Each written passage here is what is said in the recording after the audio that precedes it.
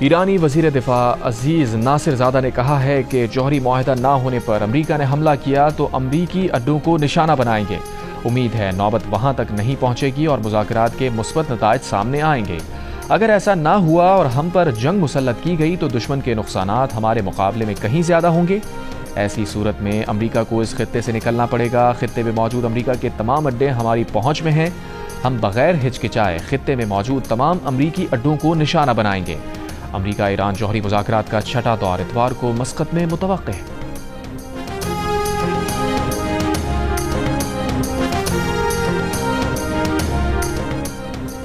امریکی صدر Donald Trump نے کہا ہے کہ ایران جوہری ہتھیار حاصل نہیں کر سکتا۔ امید کم ہے کہ ایران جوہری معاہدے میں یورینیم افزودگی روکنے پر راضی ہو جائے۔ نہیں معلوم کہ ایران کو جوہری پروگرام بند کرنے پر راضی کر سکیں گے یا نہیں۔ مجھے پہلے ایسا لگتا تھا لیکن اب اس بارے میں میرا اعتماد کم ہوتا جا رہا ہے۔ یہ بھی کہا کہ مشرق وسطیٰ سے اہلکاروں کو نکالا جا رہا ہے کیونکہ یہ خطرناک جگہ بن سکتی ہے۔ خبر ایجنسی کے مطابق امریکہ نے بحرین اور عراق سے غیر سفارتی عملے کو انخلا کی ہدایت کی ہے۔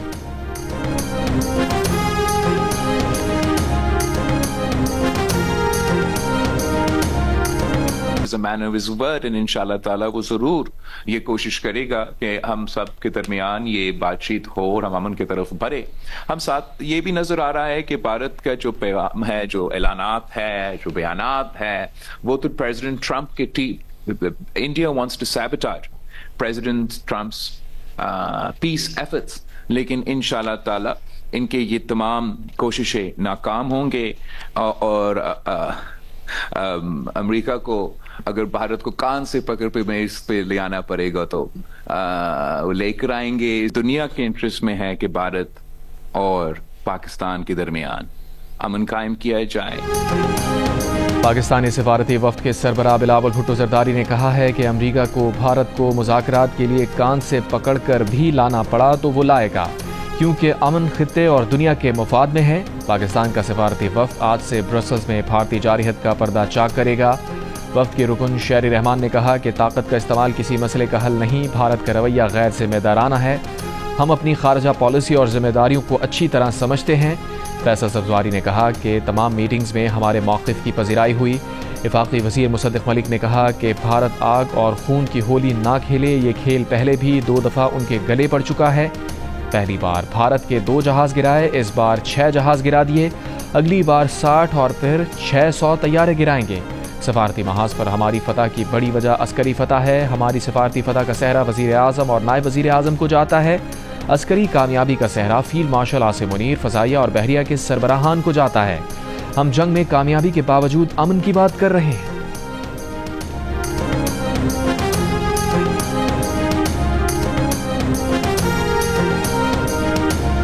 آگ اور خون کی ہولی مت کھیلیں، یہ آپ کے گلے پڑے گی، پڑ چکی ہے 2 مرتبہ۔ پہلے 2 گرے تھے، اب کے 6 گرے، اگلی مرتبہ 60 گریں گے، پھر 600 گرائیں گے۔ الٹیمیٹلی امن کی بات ہی ہوگی۔ امریکی سینٹ کام کے سربراہ جنرل مائیکل کریلا نے دہشت گردی کے خلاف جنگ میں پاکستان کو اہم شراکت دار قرار دے دیا۔ امریکی سینٹ کی آرمڈ سروسز کمیٹی میں کہا، پاک افغان سرحدی قبائلی علاقوں میں موجود داعش خراساں خطرناک تنظیم ہے۔ پاکستانی فورسز نے داعش خراساں کے کئی اہم کمانڈرز کو ہلاک یا گرفتار کیا۔ گرفتار ہونے والوں میں 5 انتہائی مطلوب رہنما بھی شامل ہیں۔ 2021 میں کابل ایئرپورٹ پر خودکش حملے کے اہم کردار شریف اللہ عرف جعفر کو پاکستان نے گرفتار کیا۔ اس گرفتاری کے فوراً بعد army chief general Asim Munir نے رابطہ کر کے اطلاع دی۔ پاکستان نے انسداد دہشت گردی میں بے مثال کردار ادا کیا، محدود انٹیلیجنس معلومات کے باوجود اپنے وسائل سے بھرپور کارروائیاں کیں۔ داعش خراساں کو گزشتہ ماہ میں سخت نقصان پہنچا، وہ کمزور ہو چکی ہے۔ امریکی سینٹ کام کے سربراہ نے 2 ٹوک انداز میں بتایا کہ امریکہ کو پاکستان اور بھارت دونوں سے تعلقات رکھنے ہوں گے۔ ایسی کوئی پابندی نہیں کہ بھارت سے تعلق ہو تو پاکستان سے نہیں ہو سکتا۔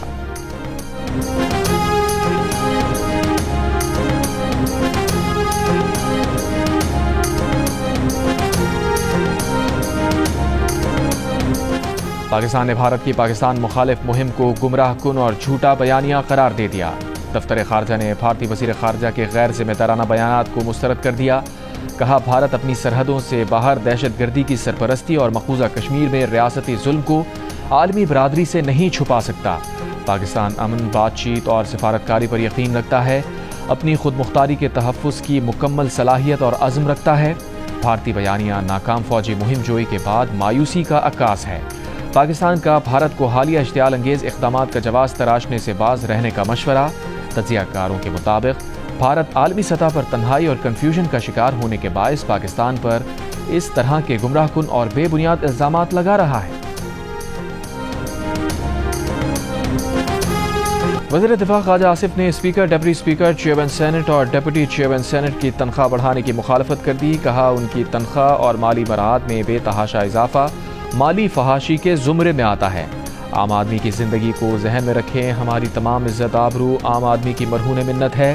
اس سے پہلے وزیر خزانہ نے کہا تھا کہ یہ تنخواہ 9 سال سے نہیں بڑھی تھی، اس لیے اتنی بڑھائی گئی۔ آخری بار کابینہ اور اسپیکرز کی تنخواہ 2016 میں بڑھی تھی۔ اگر تنخواہ میں ہر سال اضافہ ہوتا رہتا تو ایک دم سے زیادہ اضافے کی بات نہ ہوتی۔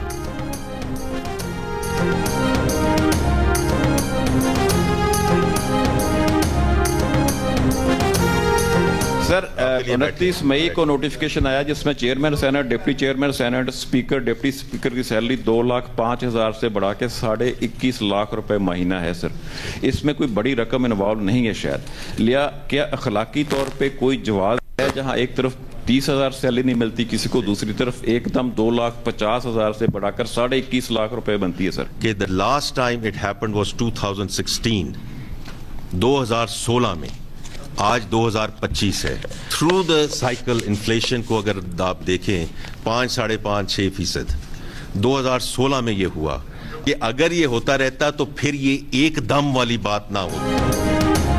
وزیر خزانہ محمد اورنگزیب نے کہا ہے کہ تنخواہ دار طبقے کو جتنا ریلیف دے سکتے تھے دے دیا، بجلی کے بلز پر کوئی اضافی سرچارج نہیں لگایا جا رہا۔ پوسٹ بجٹ پریس کانفرنس میں کہا حکومت قرض لے کر ریلیف دے رہی ہے، حکومتی اخراجات کو بہت کم بڑھایا، کھاد اور زرعی دواؤں پر اضافی ٹیکس لگانا تھا مگر یہ فیصلہ وزیر اعظم شہباز شریف کی ہدایت پر واپس لیا۔ ٹیرف اصلاحات سے برآمدات میں اضافہ ہوگا، پچھلے سال ہمیں ٹیکسز لگانا پڑے، عالمی ادارے ہماری بات نہیں سن رہے تھے، انفورسمنٹ کے ذریعے 400 ارب روپے سے زائد ٹیکس اکٹھا کیا، انفورسمنٹ نہ کریں تو پھر 400 سے 500 ارب روپے کے ٹیکس لگانا پڑیں گے۔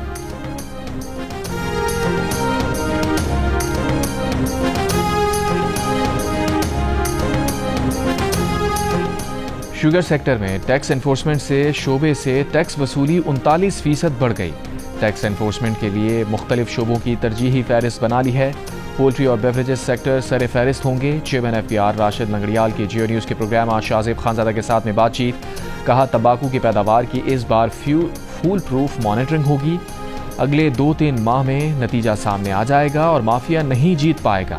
انہوں نے کہا وہ کھلے دل سے تسلیم کرتے ہیں کہ آج تک ریٹیل سیکٹر کو سسٹم میں نہیں لایا جا سکا، اس بار اس حوالے سے نئے نظام لاگو کر رہے ہیں۔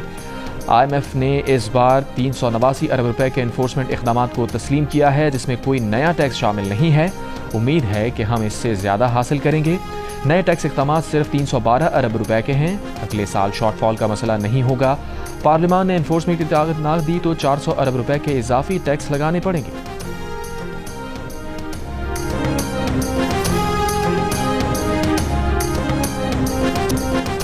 مشرق وسطی میں کشیدگی، خام تیل کی قیمتوں میں 5% تک اضافہ، برنٹ خام تیل کئی ماہ بعد $70 فی بیرل کی سطح پر پہنچ گیا، WTI خام تیل $68 فی بیرل میں فروخت۔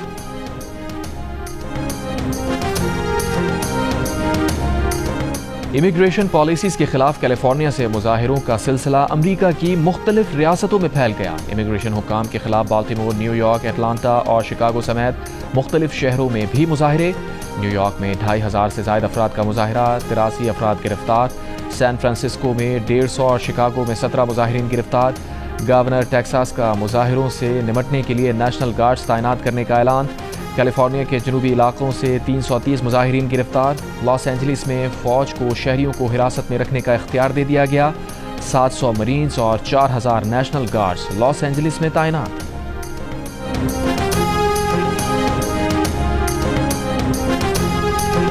وفاقی وزیر اطلاعات عطا تارڑ کا کہنا ہے کہ گزشتہ 4 بجٹ میں تنخواہ دار طبقے کو اتنا ریلیف نہیں دیا گیا جو اس بار دیا گیا۔ جیو نیوز کے پروگرام کیپٹل ٹاک میں گفتگو کرتے ہوئے کہا قوم افواج پاکستان کے پیچھے کھڑی ہے، اب وقت ہے کہ معیشت پر اسی یکجہتی کا مظاہرہ کیا جائے۔ پانی ہماری لائف لائن ہے، پانی کے ذخائر بڑھنا ضروری ہیں۔ वफाकी वज़ीर इत्तलात का कहना था कि मिनी बजट नहीं आएगा और ना ही अली अमीन गंडापुर एहतजाज के लिए इस्लामाबाद आएंगे। एहतजाजी तहरीक का इस वक्त कोई माहौल नहीं है। रियासत मुखालिफ बयानिया बुरी तरह नाकाम हो चुका।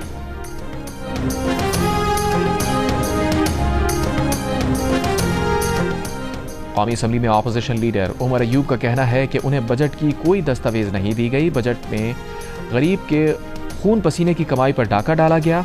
वज़ीर आज़म हाउस का बजट 17% बढ़ गया और सरकारी मुलाजमीन की तनख्वाहों में इजाफा सिर्फ 10% हुआ। चेयरमैन पीटीआई बैरिस्टर गौहर ने कहा कि बजट में इस साल भी नैब के लिए 7.5 अरब रुपए रखे गए हैं।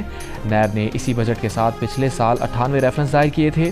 पीटीआई तर्जुमान शेख वकास अकरम का कहना था कि बजट में किसानों के लिए कुछ नहीं है। ग़िज़ाई अजनास की कमी पूरी करने के लिए ज़र मुबादला कहाँ से आएगा?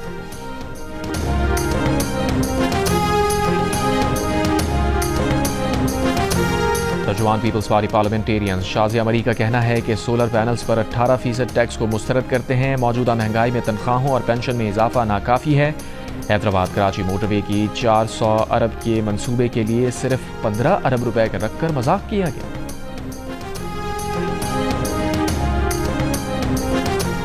वज़ीर आज़म की इख्तिसादी मुशावरती कौंसिल के रुकन सलमान अहमद ने कहा है कि मुतादिद वजारतों और डिपार्टमेंट्स के साथ FBR की भी राइट साइजिंग और डिजिटलाइजेशन होगी, जिसके लिए वज़ीर आज़म पुरअज़्म हैं। प्रोग्राम कैपिटल टॉक में गुफ्तगू करते हुए उन्होंने कहा, राइट साइजिंग से मुल्क को बड़ा माली फ़ायदा होगा और आवाम पर टैक्स का बोझ भी कम होगा।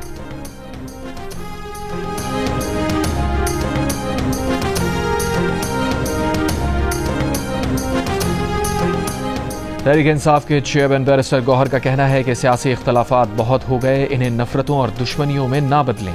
जिनका इंसाफ पर केस बनता है उन्हें इंसाफ दें, मुल्क को आगे बढ़ने दें। इस सवाल पर कि क्या एहतजाज की कॉल वापस ले ली गई है, बैरिस्टर गौहर ने कहा, कौन सा एहतजाज? वो जिम्मेदारी उमर अयूब साहब को दी गई है। अपोजिशन लीडर उमर अयूब ने कहा कि जिस तरह ये काम किए जा रहे हैं ये सब बनाना रिपब्लिक में होता है। वज़ीर आला खैबर पख्तूनख्वा अली अमीन गंडापुर ने कहा, मुल्क का आईन और कानून टेलीफोन कॉल्स पर चल रहा है। समंदर पार पाकिस्तानी तहरीक इंसाफ के साथ हैं, वो खुलकर एहतजाज करें, हम उनके साथ हैं।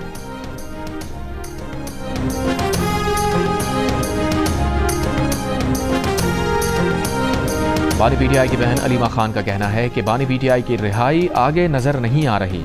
अब पीटीआई क़यादत की तरफ देखेंगे कि किस तरह बानी पीटीआई को रिहा करवाया जाएगा। ये लोग बानी पीटीआई को रिहा नहीं करना चाहते। इन्होंने बानी पीटीआई को कई माह तक कैद में ही रखना है। बानी पीटीआई ने सबको कह दिया है कि तैयारी मुकम्मल करें। बानी पीटीआई ने कहा है, मुलाकातें बेशक बंद कर दें, तहरीक नहीं रुक सकती। हमें पता है बानी पीटीआई ने क्या कहा हुआ है और पार्टी रहनुमाओं ने क्या कहा हुआ है। अलीमा खान ने बताया, 190 मिलियन पाउंड केस में सजा मुअत्तली की दरखास्तों पर समाअत की अगली तारीख 26 जून दी गई है।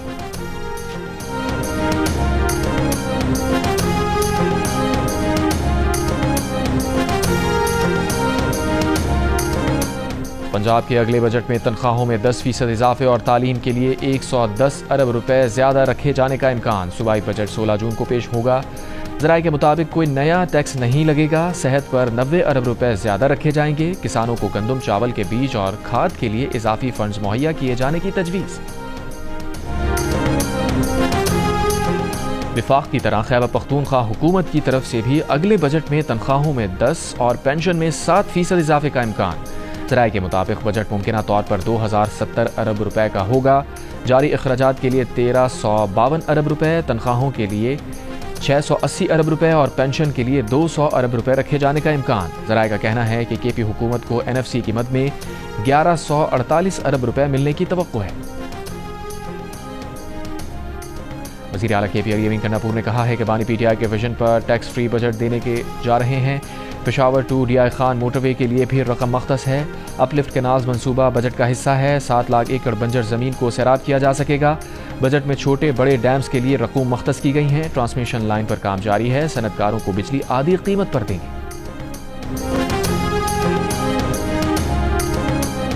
बलूचिस्तान का बजट 16 जून की शाम 4 बजे पेश किए जाने का इम्कान। बलूचिस्तान काबीना का इजलास 16 जून की सपहर 3 बजे तलब कर लिया गया। आइंदा माली साल के बजट और सालाना तरक्याती प्रोग्राम्स का जायजा लिया जाएगा। इजलास में बजट और PSDP की मंजूरी भी दी जाएगी।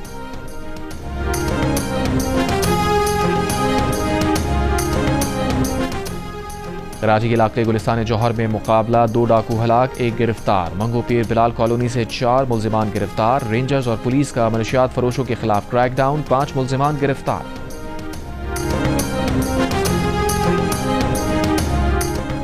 کراچی کے علاقے قائد آباد میں زلزلے کے جھٹکے، علاقہ مکینوں میں خوف و ہراس۔ زلزلہ پیما مرکز کے مطابق زلزلہ رات 1:44 پر آیا، شدت 2.6 ریکارڈ۔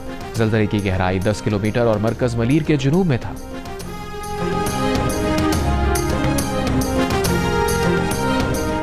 آج بچوں سے مشقت کے خاتمے کا عالمی دن منایا جا رہا ہے۔ وزیر اعظم شہباز شریف نے کہا، ترقی پذیر ممالک چائلڈ لیبر سے سب سے زیادہ متاثر ہیں۔ پاکستان نے چائلڈ لیبر کے خاتمے کے لیے مؤثر قانون سازی کی ہے۔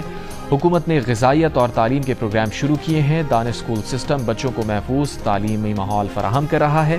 تمام اسٹیک ہولڈرز حکومت کے ساتھ مل کر بچوں کا مستقبل محفوظ بنائیں۔ بچوں کو تعلیم دینا قومی ترقی کی ضمانت ہے۔ عالمی بینک نے ایٹمی توانائی کی فائنانسنگ پر عائد پابندیاں اٹھا لی۔ صدر اجے بنگا نے کہا کہ عالمی بینک دہائیوں میں جوہری توانائی کے شعبے میں دوبارہ داخل ہو رہا ہے۔ بینک جوہری عدم پھیلاؤ سے متعلق IAEA کے ساتھ شراکت داری کرے گا۔ بینک موجودہ جوہری ری ایکٹرز کی میعاد بڑھانے کی کوششوں کی حمایت کا ارادہ رکھتا ہے۔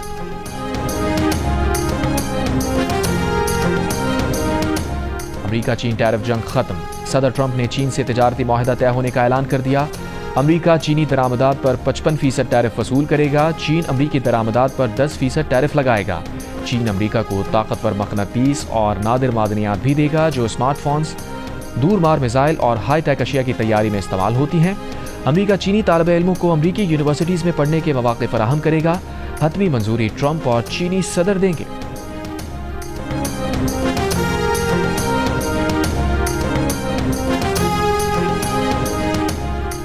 امریکہ کی وفاقی عدالت کے جج کا کولمبیا یونیورسٹی کے فلسطین نواز طالب علم محمود خلیل کے حق میں فیصلہ۔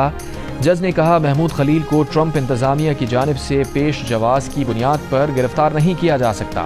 محمود خلیل فلسطینیوں کے حق میں آواز اٹھانے کے سبب ٹرمپ انتظامیہ کی جانب سے عطاب کا شکار ہیں اور انہیں حکام نے گرفتار کیا ہوا ہے۔ عدالت کے جج نے محمود خلیل کے حق میں فیصلہ تو سنایا ہے مگر ان کی فوری رہائی کے احکامات جاری نہیں کیے۔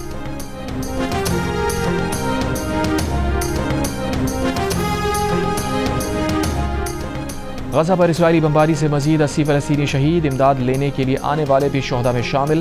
امریکی حمایت یافتہ امدادی مراکز پر 15 روز میں اسرائیلی افواج کی فائرنگ سے 170 سے زائد فلسطینی شہید۔ خان یونس میں حماس کے ہاتھوں ایک اسرائیلی فوجی مارا گیا۔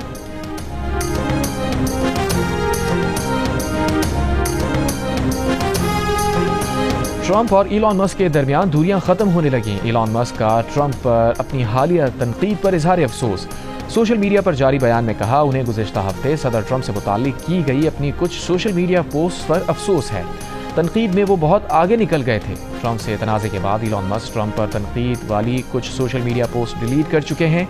امریکی صدر ٹرمپ نے کہا ہے کہ وہ ایلان مسک کی سوشل میڈیا پر تازہ پوسٹ کے بعد مسک کے ساتھ مصالحت کے لیے تیار ہیں۔ ایلان جانتے ہیں کہ انہیں ایلان مسک سے پیار ہے۔ نائب صدر جے ڈی وینس کو بھی اس بات کا علم ہے۔ وہ دنیا میں سب سے بہترین اور بڑی مصالحت کرتے ہیں۔